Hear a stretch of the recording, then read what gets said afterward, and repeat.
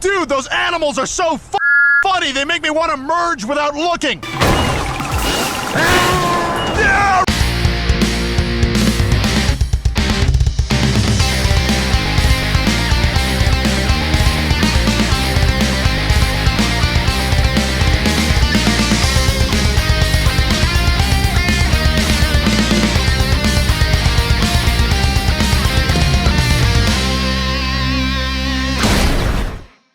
I have two sets of thoughts when it comes to 2024. On the news and community behavior that I have seen, the fact that we've had controversy after controversy when it comes to streamers and video creators made me feel like a bunch of wedges were driven into this community, not to mention, looked sad on my social media feed. The fact that layoffs have been everywhere in the entire entertainment industry makes me worried about the future of movies and games, especially as someone who aims to get into game design. By the way, I am overjoyed that Tango Gameworks managed to find a way to escape total shutdown and live to rock another day. And it is upsetting that a lot of the toxicity in film and show discussion is still as strong as ever, in some places, at some of its worst. Let's just say I feel much better leaving Twitter behind. But on a more personal note, I feel like I've taken steps further into forming my own personal life, including beginning to work on my own Pokemon fan game. I went on some wonderful trips, including one off my native continent, and this year housed some phenomenal movies, and yes, games. It's funny, because I really did not start 2024 out by buying a lot of new games until around Easter, mostly because I wanted to judge which games I wanted to pay full retail value for. But looking around showed me that 2024 had plenty to offer. In fact, as time went on, I started looking more and more for anything I might have missed, and there were quite a few that fell under my radar at their launch, but managed to snag my attention at a later point. So now, here we are, back at it again. Let's roll.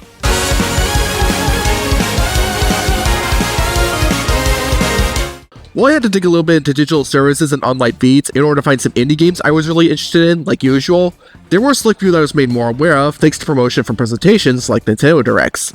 I always like seeing various titles from these studios get the spotlight through these shows, from YouTube channels that I watch, or any other means, but one of the biggest and earliest ones I was excited for was Penny's Big Breakaway.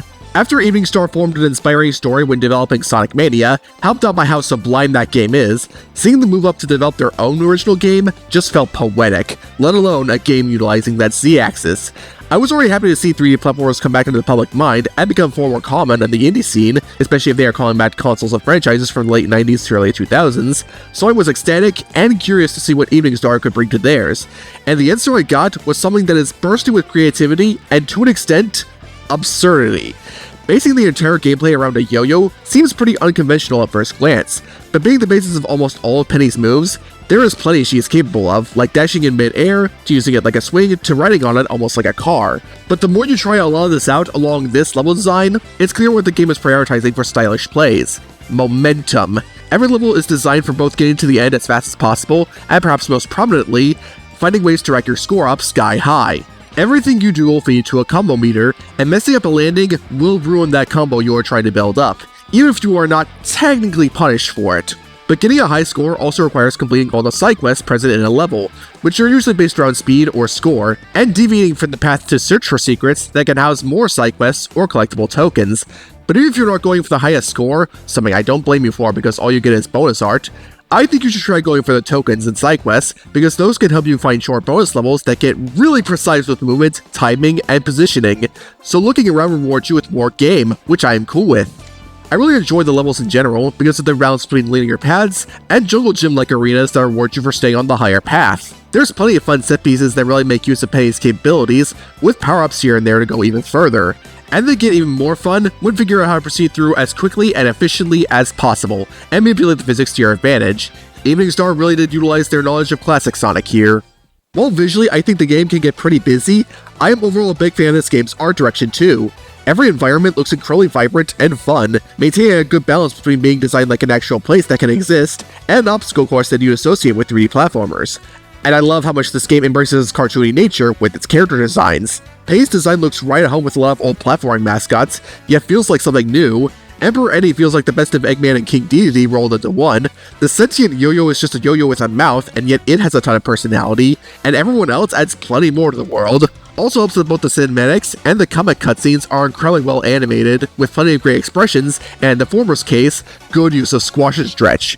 I look forward to these to see how they enhance the game's story, which starts off really funny because it's great to see a platforming protagonist trying to see themselves rather than a princess at a castle, but soon starts to add a little more character depth into the mix, but not to a point where the idea of what makes it enjoyable gets lost. I did find myself caring about a lot of these characters by endgame, and there are numerous funny moments that got a laugh out of me, with one of my favorites being how one of the earlier bosses, Sheila, fights you because she's bitter that Penny cut in line to perform for Emperor Eddie as soon as the game starts, which you probably wouldn't notice your first time through, but when you do notice, it's a good payoff. Also, Penny's soundtrack is an absolute jam, consisting of many tunes that are equal parts bouncy, energetic, and even a bit atmospheric at some points. It's all a joy to listen to. Who composed all this? Oh. Well, that explains a lot. This game isn't absolute perfection, as I do think the design of the levels and bosses in the last third of the game isn't as impressive as what came before. Visually, the game gets a bit busy, as I said, and the magic carpet sections are not needed, but the amount of good in this game far outweighs the bad. This is a great 3D platformer that really convinced how different it wants to be from the crowd, and refines those differences into an experience that is really easy, fun, and satisfying to learn, albeit very difficult to master. I'm really wishing Evening Star the best with whatever their next project is, because with their daringness to make games all their own, and their knowledge on what makes platformers special, I cannot wait to see what they'll do next.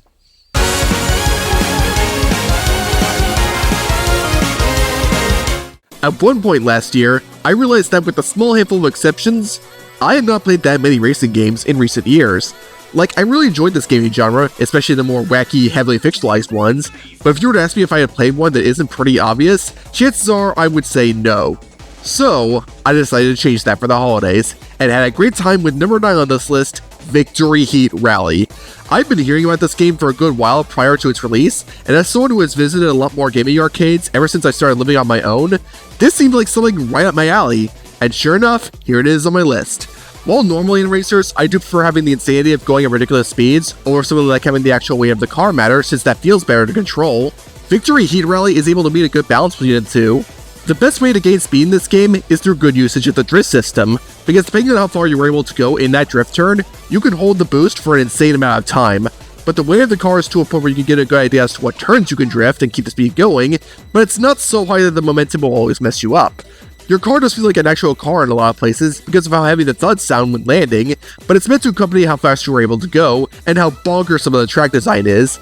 Each track in this game has a plethora of turns, sharp and small alike, so the challenge comes from adjusting your positioning on each turn to keep going, especially since the game does not have any items to help or hurt you, nor any boost pads to direct you the right way, and navigate around the competition, since bumping up against them or a wall can easily slow you down, even if you destroy any racers you overlap. That didn't stop me from bursting out laughing when I first saw you could do that. Also, I do find it convenient that driving off the track doesn't penalize you as much as other kart racers, as you get right back into the action. The trucks are also not afraid to branch off with their structure as well. Some are your standard 3-lap races, but some choose to have 4 or even 5 laps at the cost of some length, and some are point A to point B races known as rallies, which I like above all the rest. Because these don't loop, each section tests you in different ways, and because the roads are pretty wide and each opponent is usually split far apart from one another, it's easier to focus on what's ahead. It's worth thinking about if you can get away with going at full speed at the cost of less control, or have more control to prepare for the turns. And that's where the championship comes into play. It's here where you unlock every playable character and get a feel for every track in more ways than just standard races. There's plenty of challenges that teach you about how the game works and the track design based on what they require you to do. Some require you to find the best spots to drift and get the most points, while avoiding obstacles that mess with your score. Some require you to pass any cars and avoid bumping into them, and some require you to steer through goalposts. Getting the best ranks in these really asks for a good amount out of you, but you remember it for later revisits. It's an overall great racer that rewards good driving and adapting to what's ahead, but when thinking about this game, I was thinking about how much it is coated with late 80s and early 90s nostalgia. The game's art direction and character designs always seem like they would be in place in an arcade racer, or even a movie focused on racing from that era, with some of my personal favorites being Lana, Renzo, and Anais. Show me your moves! But sometimes they reference some things that were popular during those times, like Pepe is just straight up a Ninja Turtle, the airfield is called Fort Loggins, which is a nod to Top Gun, and I hope whoever decided that the mountain tracks needed music inspired by Initial D received a bunch of cookies and a good paycheck that day. I wasn't even born during that time frame, and even I smiled at how far they went, because it shows that they really enjoyed making this game. It gets to the point of what it wants to do, and I think you can easily just pick this game up and play it for short bursts and feel satisfied.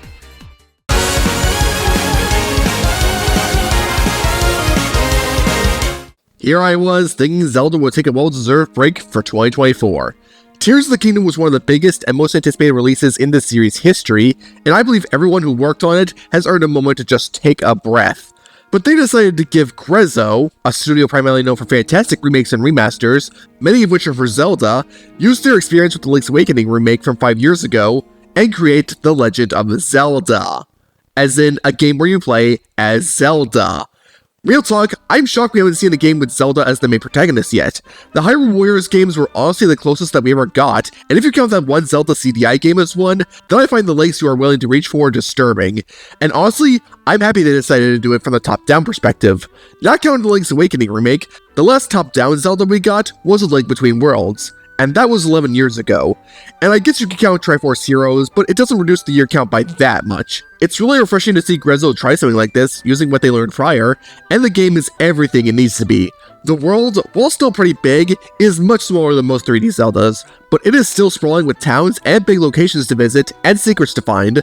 There's plenty to discover once you find echoes that will help you with what you need, and while you do get a horse and a method of fast travel, sometimes it's fun to use them to find your way over a river or a giant cliff. But then again, the echoes are hands down what make this game as enjoyable and impressive as it is. There's loads of objects and even enemies you can create echoes out of that the game asks you how you want to tackle the challenges given to you.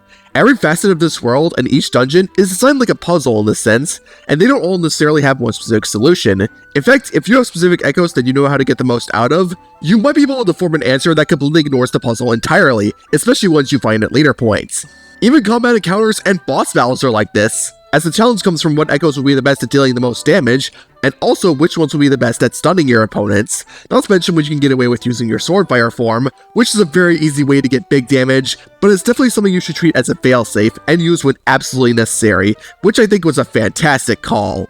The whole ecosystem reminds me a lot of how Zonai devices in Tears of the Kingdom could be used, which I love to see. And I bring that game up because I think it's a good thing that Echoes of Wisdom is not just smaller, but it also follows a simpler structure, only letting you complete a certain number of dungeons in any order you want to, with the first, fourth, and final one being locked in place, while still requiring you to finish them all to get to the final one.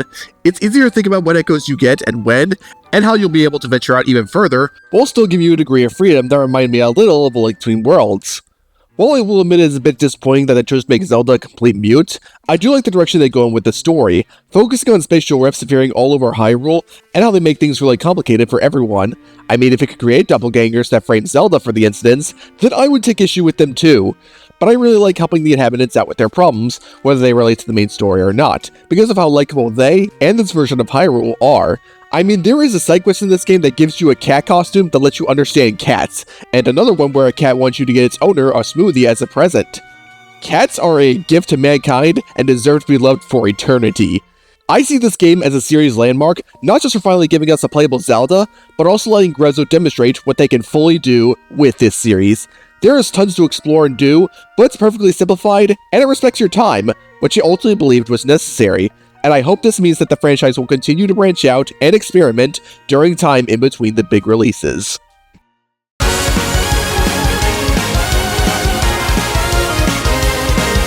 It was a very close call between Echoes of Wisdom and my next choice for this spot, as I could think of many reasons to put one over the other. But when it comes down to what made me happier, I decided to give this spot to Super Mario Party Jamboree.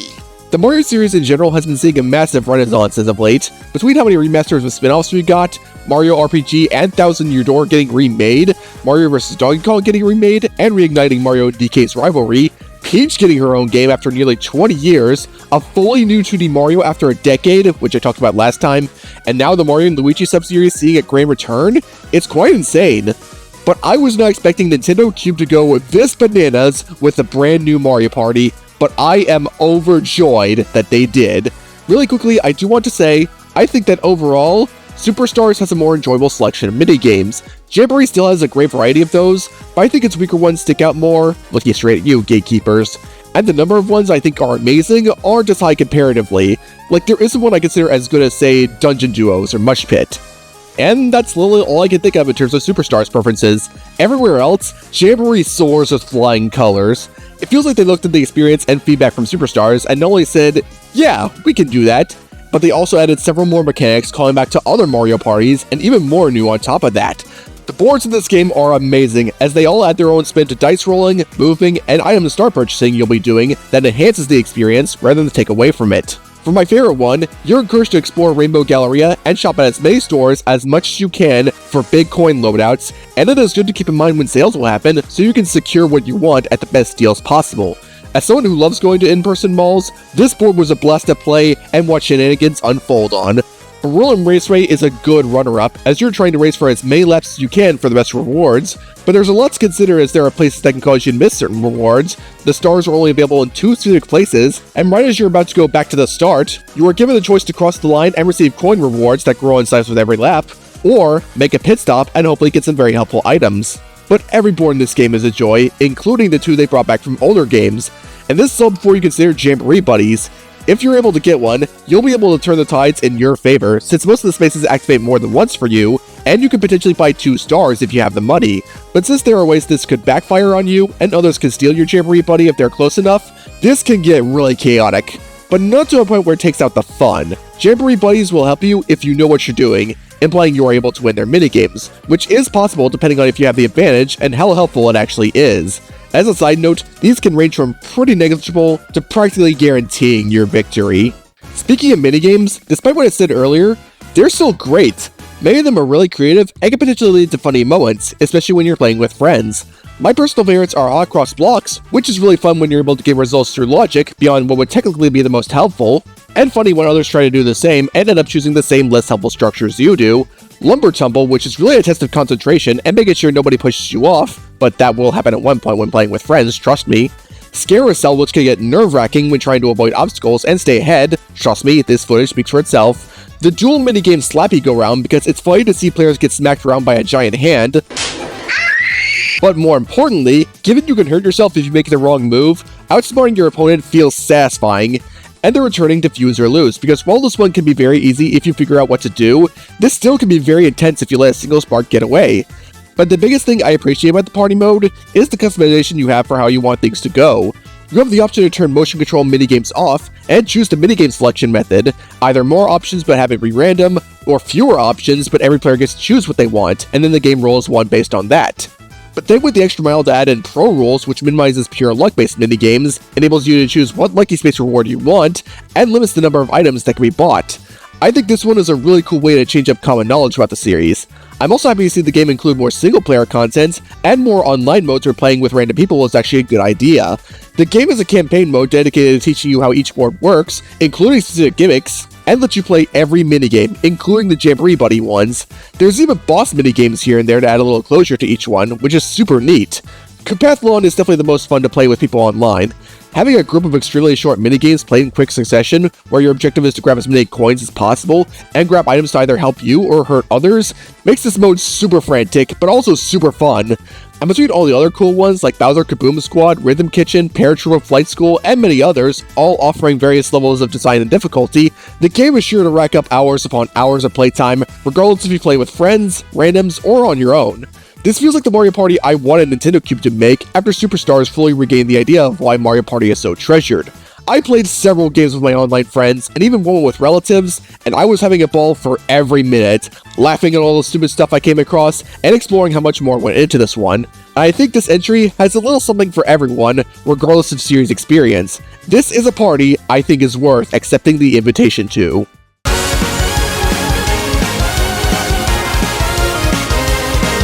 So, Prince of Persia came back.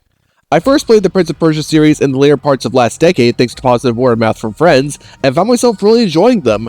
Hence why I was really excited when a remake of Sands of Time was announced, as despite my generally positive opinion on it, not only were there things I wasn't big on, I think there are many things you could do with a remake of it. I hope development on it is going well, but until then, my mind is still open. But within 2024, we got both a roguelike from the same devs behind Dead Cells, and number 6 on here, a Metroidvania by the same team behind Rayman Legends. I was surprised to see the series come back like this, but ecstatic that I ended up loving Prince of Persia: The Lost Crown as much as I did. Playing as Sargon in this game feels like a dream, as his run speeds are comfortable, and his wall jumping is reliable, but the more upgrades you get as you venture through Mount Koth, make him feel even better to control. You can pull off a lot of crazy movement shenanigans with these upgrades, but the design of each area will often require you to use them as best as you can to progress. often making for some really well thought out puzzles. The ability to freeze a moment in time and place especially sees a bunch of use. Mount Cough as a setting is hiding secrets around every corner, from things as small as cosmetics to something as big as optional bosses, and is brimming with so many biomes to provide something new and refreshing to see as you run around. Ancient temples, dense forests, dark and disgusting sewers, a huge library, even a mystical prison, and a naval ship battle frozen in time, probably my favorite area visually. Each of these areas come with their own enemies to fight, meaning there aren't that many constantly repeated, but searching the extra areas is encouraged to find as many goodies as you can, because some can help you upgrade your weapons, which I highly recommend, and your charms because you're further customizing yourself and you'll be better prepared for what's ahead. I personally really liked investing into the combat-centric charms the most, because with these at their best, you could potentially mow down even the toughest of foes with little trouble.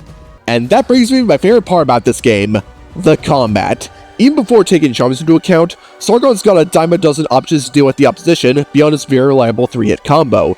He's got options to knock enemies into the air to continue his combo and knock them down, an upward strike and arrows to help with flyers, and downward attacks to deal strong damage and get him back on the ground with ease. And certain movement upgrades can help him lay on even more pressure. The game rewards you using all this to get aggressive and lay on as much damage as you can, but fully getting the hang of combat requires you both figuring out what the best combos for what you are facing and parrying when the time is right. Enemies will eventually fight through your aggression and try to land potentially strong blows, but unless they glow red before they attack, which indicates you can only avoid what they're about to do, you can parry any attack they use and prepare them for another combo or an Aura Surge, a special move that goes off a gauge you fill by landing hits or parrying. I recommend you experiment with these because they can be devastating, or in some cases, easily cover an area of effect. And if an enemy uses an attack where they glow yellow, unless said enemy is a boss, you automatically take them down in a cinematic sequence, which are visually stimulating and feel satisfying. And heck, if it is a boss, you still land huge damage on them in an even more satisfying sequence. The bosses in general are spectacular. Many of these are more than likely mess you up on your first attempt, but it's so much fun to figure out their attack patterns and earn those moments of huge damage. A good number of my favorites are big spoilers for the story, but my light to no spoiler favorites are Kiana, who has really fun attacks to parry and find your way around, Orad, who is surprisingly agile for someone of his stature and has plenty of insane attacks, and Regin in the Mask of Darkness DLC, who can really catch you off guard and has an amazing visual counter cinematic. This is another one of those situations where I would seek out fights even if I didn't need to, unless I was starved on health or resources. But that can be mitigated thanks to another one of my favorite parts about the game, how much freedom you have to customize the difficulty. The game does not stop at its default settings. It lets you customize the amount of damage you take from enemies and the environment, and the amount of health they have in case you feel the balance is what you like, and you can even customize the amount of Aura you gain or lose, and even the length of the parry window, and whether or not you want the direction of which you parry to matter. I thank the developers for this, because it's accounting for what factors you aren't as keen on, while keeping what you are fine with intact. It gives you options for how you want to experience the game, and I hope more games do this in the future. There's also the story that, while I have not many thoughts on most of the characters, including Sargon himself, did get my attention with its villain and how the setup and lore ties into their motivation. Without giving away who it is, I found myself really feeling sorry for them, understanding why they do what they do, and even blaming how messed up the setup that motivated them is. So much so that I ultimately did want to know what would happen at the end. Visually, the game is marvelous. Gareth Coker really nailed a good balance between cinematic and intense with this soundtrack, blending in rock, and even some Middle Eastern instrumentation in with the orchestra. And as I pointed out with Regin, there was even some DLC released later on, giving a new area with new bosses, all for $5, which is a good deal even in the face of its short length. Prince of Persia: The Lost Crown provides many tests for you to overcome, but it also gives you plenty of reason to come back for more, which is something I value in these kinds of adventures. My heart does go out to the team that made this, considering they disbanded after development had concluded, and I'm sad that a sequel was rejected, because I would have loved one. One step forward, 10 steps back, Ubisoft.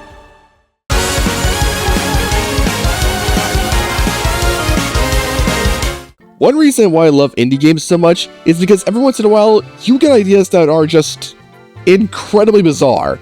Like, you look at them and wonder what was going through the developers' minds when they were playing a game out, and I mean, what was going on? Like this spot, for example, a 3D platformer where you play as a wind-up taxi. What? That premise alone makes you curious as to where Panic Arcade got this idea, but then I played it and saw that they made it somehow work, without a jump button no less. All through the power of one move that the game does a ton with, The dash, by default, is great for launching yourself long distances, but you can also do a super dash by accelerating at just the right moment, and you can cancel the dash and spring yourself into the air for a bit, which is the closest thing you can get to a jump in this game. It's good to master these as soon as you can if you plan to get everything, because plenty of secrets will require that you use them. But even if you are not, every level is really well designed, with plenty of open-ended environments to look around for objectives, and linear obstacle courses that really test your driving. Some give you temporary power-ups for further exploration, meaning some gears are hidden positions that require some more skill and thought in order to get. And some take a page out of Crazy Taxi's book, and put you on a time limit that you can extend by driving NPCs, including parodies of Mr. T, over to specific locations. These are my favorite levels because they house their own fun platforming challenges for collectibles, and here, the game outright encourages destruction. Yet you're rewarded for demolishing enough of the environment for coins, which you can use to buy funny hats for the taxi, and for good measure, you can run over walking NPCs. I can't fault a game that gives me funny, insignificant results for being a menace to society. Even the world that the house that connects you to most levels is located in is a massive level in of itself, housing its own gears and coins to collect, and even housing some secret areas. I love seeing this connection and how much there is to explore, especially as you unlock more pathways. This game feels like Panic Arcade wanted to make a fun 3D platform based around vehicle controls first, and then decided to top it off with whatever randomly popped in their heads later on. Like, they must have been having fun when they decided to make the general story a giant way of mocking Sylvester McMonkey McBean. You know who I'm talking about. And coming up with a lot of humorous set pieces, some of which I'm not sure I can list without raising too many eyebrows. The presentation never stops throwing a bunch of really flashy animations your way based on how you're playing, and the game's pacing is just non-stop at the most insane speeds, since collecting gears usually does not take that long. You could get away with doing a lot with the taxi, that it's hard to not stop driving recklessly around, even in a house, and seeing what they came up with. But you know what? I will absolutely remember this game for that. This game's weirdness definitely makes it special.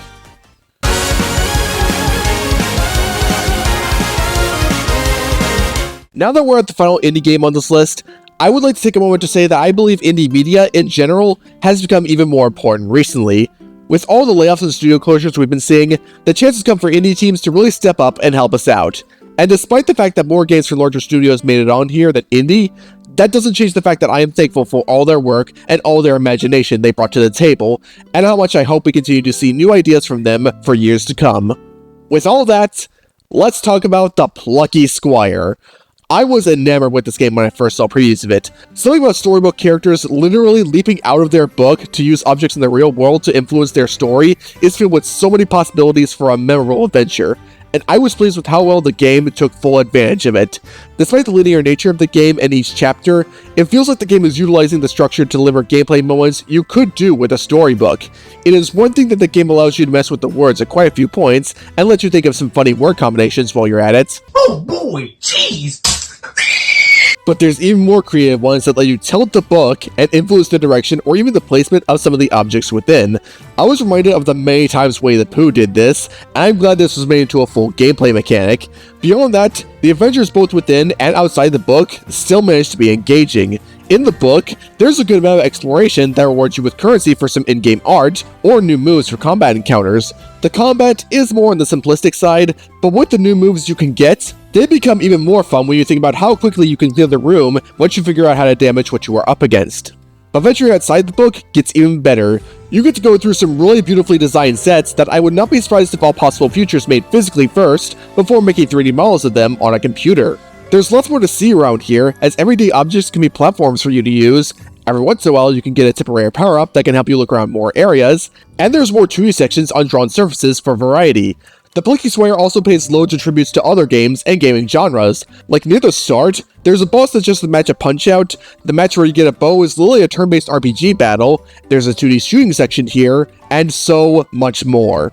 This whole game feels like a collection of ideas that someone who loves both games and fiction in general wanted to tell and make. And ironically enough, that is essentially the basis of the story. The adventure kicks off because the main villain decides he's done being defeated by the hero over and over, and so Lily finds the storybook and uses that to change the narrative to whatever he wants. The story is relatively simple, but I feel like that statement not only undersells the amazing moments that continue to get my attention, but also the parallels between scenarios you could draw, namely interference from higher-ups, artist's block, and the importance of childlike imagination. And knowing what's been going on recently, I really felt moved by how the game tackles these themes, and I think they are something everyone could take something away from. I do wish there was more exploration inside the book, and more boss battles utilizing the basic moveset, but I had a lovely time seeing all that the Plucky Squire had to offer on all fronts. I love how charming the art direction is, how well the transition between the 2D drawings in the book and the 3D modeling in the real world flows seamlessly, how much they really thought about the puzzles, and even the occasional bouts of humor. But above all else, I love what the Plucky Squire represents. To me, it's a message that anyone has that creative spark within them and can write and create their own stories if they remain committed to it, even in spite of the challenges that they'll face along the way. And as I grow older, I adore this viewpoint even more. So go play this, and here's hoping all possible futures continues to create more delightful adventures in the future.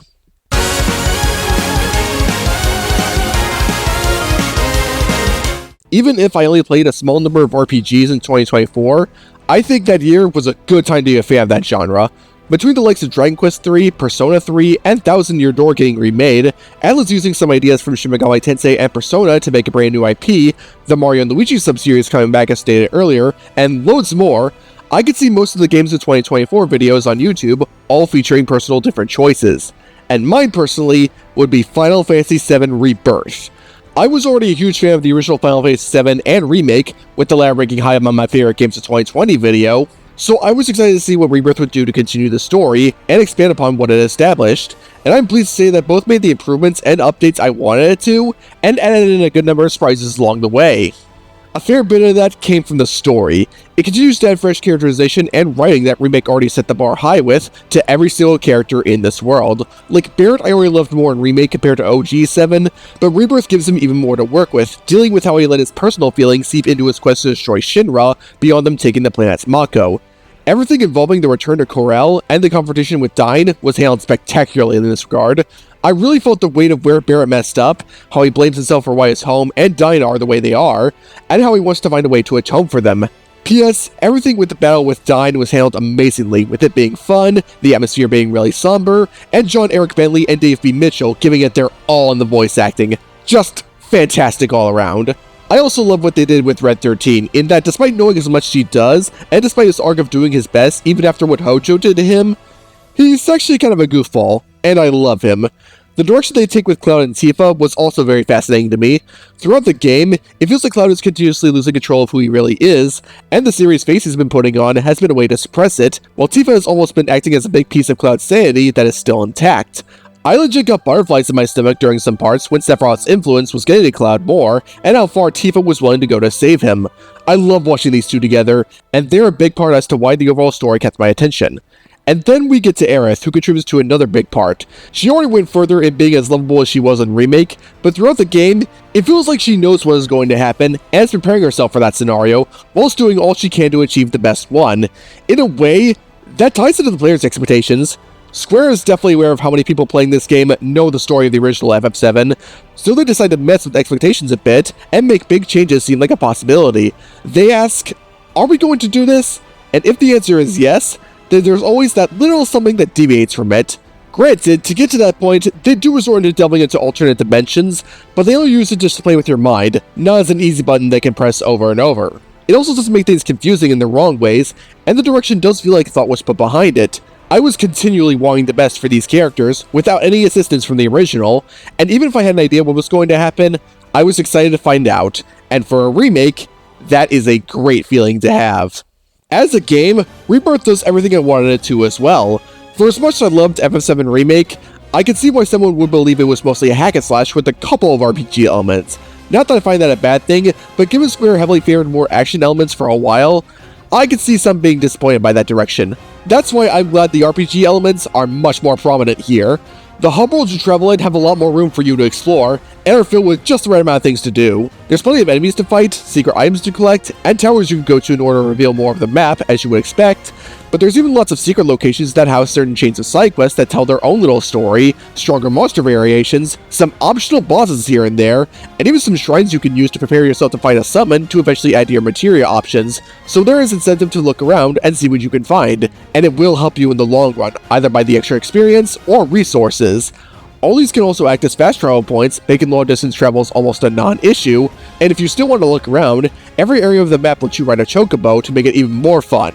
By the way, Red also gets one to ride on, and I cannot stop laughing at this image. I'm also cool with a good amount of what this game has to offer being combat-oriented, because the combat feels heavenly. Everything that made 7 Remake's combat so great is here and accounted for. Weighty combat strikes, each character having their own personal quirk to make them unique, but now, everyone has new moves they can learn. There's a parry system that can really help daze opponents if you're able to pull it off, and the addition of Red 13, Yuffie, and Cait Sith all make for different experiences in battle. Cait Sith I'm not huge on, as his playstyle is a little hard to utilize, but Red and Yuffie are awesome. I particularly got the most out of what Yuffie could do. Having stereo attacks, both physical and magical, really comes in handy. Grappling to her boomerang never got old, and her special move list is like a Swiss Army knife of elemental weaknesses that don't need the smaller spells that don't consume NP in order to be that diverse. She really helps me no matter the situation. Regardless of who you prefer though, there's a incentive to play as everyone. The materia and solo weapon skill systems return from last time, meaning it's worth considering stats and abilities from your loadout, and using enough special moves with them lets you use synergized moves. While most of these are really flashy attacks which look awesome and feel good to pull off, some provide you with temporary buffs instead, so be sure to consider what will be the most helpful at the moment, especially during boss encounters. Oh yeah, the boss lineup? Immaculate. Simply wonderful. These will absolutely put your reaction and strategic timing to work, and will constantly change things up to see how they can catch you off guard, but regardless of what you fight, every single one is a thrill, with some being very cinematic. There's also loads of them to fight, and very few feel homogeneous with one another, which is great as well. And if all of that wasn't enough, the game is positively swarming with minigames. Almost every town has NPCs open to play Queen's Blood, which I really do enjoy, but kinda like most card games, it isn't one I take too seriously. There's a minigame where you survive on a platform as a frog, Red gets to play soccer with other animals, the Golden Saucer is a Star Fox-esque shooting segment, as well as Chocobo GP without any of the live service elements, which I really like because the courses are fun to race on, and I am just getting started. Yeah, Final Fantasy VII Rebirth is packed with things to do, and while it is overwhelming at times, very rarely is it ever not fun, and when I do pick this game up, play sessions usually hover around the 2-hour mark. Not out of obligation because I'm not attempting to complete it all, but because I am having so much fun with what is there. This game reminds me as to why I adore RPGs so much, and as a game in of itself, let alone a remake, it goes beyond what is expected and gives a reason to sink that much time into it.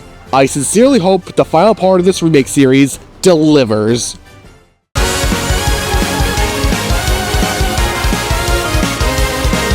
Sega, I would have been happy with the extra content and updates added to Sonic Dream Team. I would have been happy with Sonic Generations brought to modern consoles, but I am overjoyed that in the latter, you casually bundle in another phenomenal 3D Sonic game that does not predominantly feature Sonic. I am amazed at your commitment to bring us incredible 3D Sonic games again, and all I can say is, keep at it. But yeah, in 2024, we got Shadow Generations, and it knocked every bit of my expectations out of the park.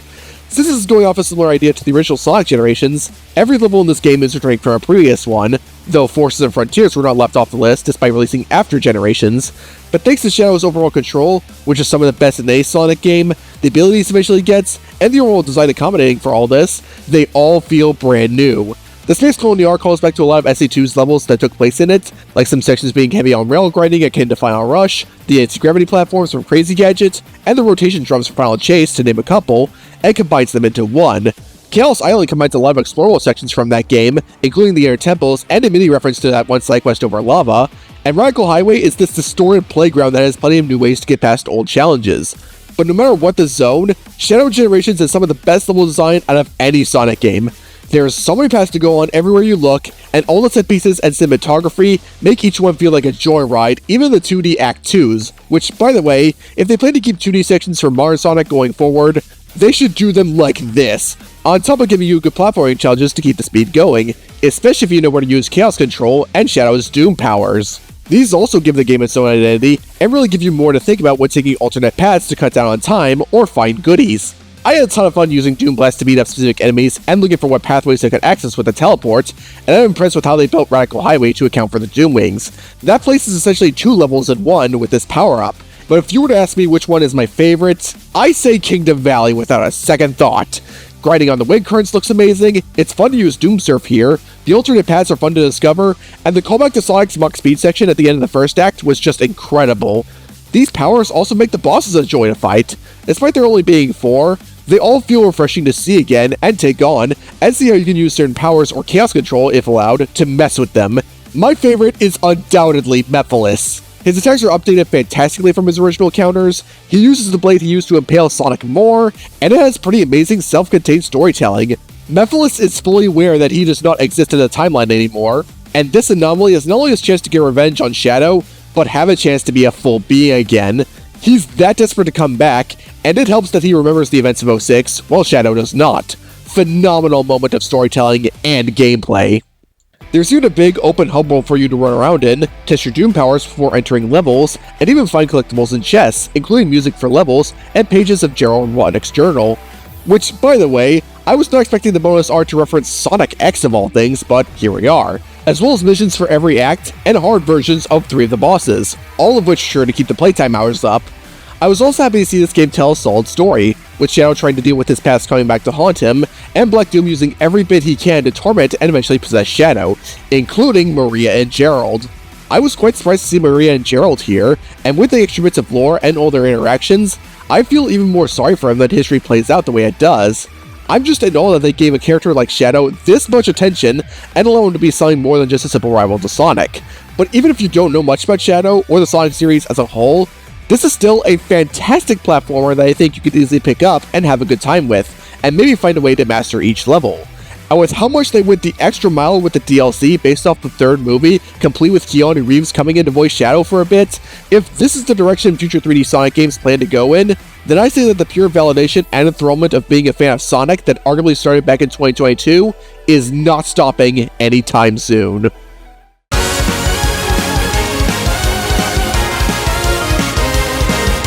Marvel Rivals. This game initially slipped under my radar, but I was able to play a couple hours of it in December, and I'm having a great time so far. I do think it could use some more maps and battle types, and maybe the matchmaking could use some tweaking, but as someone who stopped playing Overwatch years ago, I really want to give this game more time, as it really does remind me of that game's early days. So far, Spider-Man's my favorite, but I want to get better with some characters and try out a few more, so that could very well change. Also, I will defend Jeff the Landshark with my life. He is just that precious. A Kimbot. I did not realize how much I had a hankering for a new Ratchet & Clank until now, but this game did enough to satisfy that. I do wish that there were a few more weapons, and the game could definitely be more polished in some areas, but between the slick controls and fun shootouts, I had a fun time all throughout. Mario and Luigi Brothership. The pacing is definitely problematic, but the game eventually adds new mechanics that make the combat so much fun, with how many enemies you can clear out. Exploring Concordia is a good deal of fun, and Luigi logic is just funny to me. Above all else, I am happy to see the sub-series of Mario back again. Berserk Boy. I think the exploration aspect is pretty weak, but when it's being a pure, fast-paced 2D platformer, it is really fun. Also, if I had a nickel for every indie game I played in 2024 that was blessed with a fantastic soundtrack composed by T. Lopes, I would have 2 nickels, and that is awesome that it happened twice. And finally, another Crab's Treasure. I'm only in the game's opening hours, and while I'm not into Souls-likes, I found the accessibility of this one to be very inviting, and I like to think of my way through each environment and encounter. But I mostly like the game's concept and world building, being formed out of everyday objects we recognize. I especially got a laugh when part of the plot kicks off when the characters misinterpret a maze game on the back of a box of Captain Crunch-esque cereal. But I get it because they probably would not interpret that stuff the same way we do. So yeah, don't pollute the ocean, please!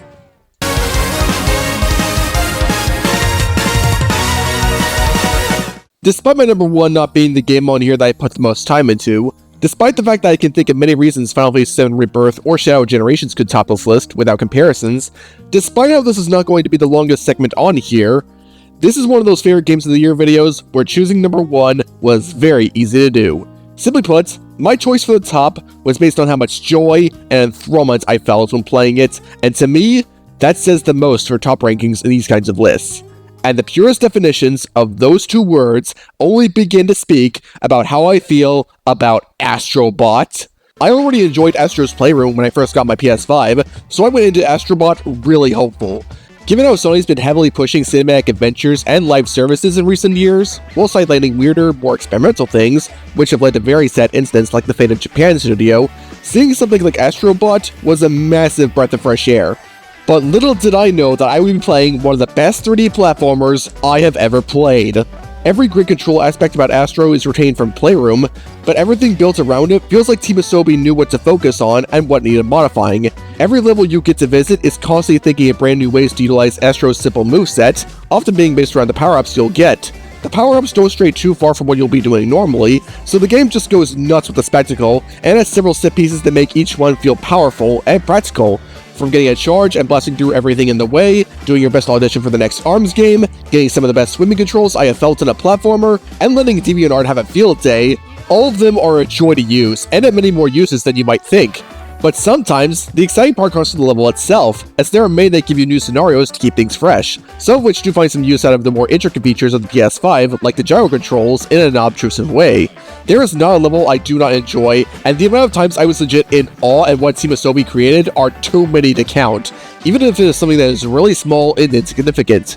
To make them even better, despite the general linearity, there is still a good amount of exploration to find each stranded bot, since this is a collectathon, and some of alternate exits that take you to a special world with even more levels and bots to collect. I love these because they're not just for replay value, but the process of finding them strikes a perfect balance between cryptic and obvious, making them more fun to figure out. It's also fun to collect these bots because of the many different costumes they are wearing to represent various franchises closely associated with Sony, and while I'm happy to see plenty of franchises I like get acknowledged, I'm also happy with how obscure some of these are willing to get. But some of these also give you costumes for Astro to wear around every level, which is just yes. And yeah, I wore the Wretched Slide costumes most of the time, with zero shame. However, the game goes one step further, and has levels directly calling back to various PlayStation franchises, complete with new music to represent the series the level is based on. It was really cool and hilarious to see Astro dress up as Kratos and just go nuts with that axe, as it is to hear the music working Kratos saying "boy" for the beat drop. Boy. But I probably had the biggest smile on my face with the Ape Escape and Loco Roco levels, and I have not played any games from either franchise.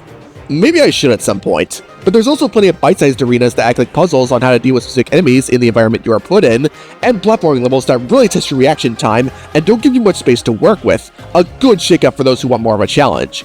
The bosses are all great as well. They're large and in charge, and I appreciate how they take the traditional wait until they are vulnerable before you hit them approach, and actually have the bosses have different patterns after every hit, minimizing repetition, as I did with how some of their scenarios get more insane as they go on, how impactful each hit feels, and how each boss looks more visually beat up the more hits you land. Going to be real, not only is there so little I can actually think of that this game is relatively weak in, I get the feeling that every last bit of it was crafted with as much care as possible, and Team Asobi really thought about what they wanted to put in to make this an unforgettable adventure. Regardless of whether you just want to get to the final battle, or you want to fully complete the game, it is far less demanding than a lot of other games, yet still provides just as much satisfaction. And while I think the franchise callback levels probably won't hit as hard to anyone who doesn't know what a God of War or an Uncharted is, the game is still able to stand strong on its own as a sublime 3D platformer, making any degree of PlayStation knowledge almost irrelevant. And I feel everyone wanted this game to be something special, since we got the speedrun based levels, and even a Christmas level as free DLC. I mean, the Christmas level automatically makes this game amazing, but at the end of it all, this is a game I think any kid and any adult will probably find something to emotionally connect or resonate with in some form here. Even if I proclaim my adoration for previous number ones for my favorite games of the year lists, I mean it when I say, this game reminds me of why I adore video games to begin with. I love this game so much that I would even recommend buying a PS5 for this, even in the very slim off chance this gets a PC port, which is another way of showing how much I recommend it. Even if this doesn't lead to more experimental titles again, I could say that I am thankful that we got this game in the first place. I am the Leg Ripper, and in all corners of video gaming, it is good to have 3D platformers back in the limelight again. See you all next time!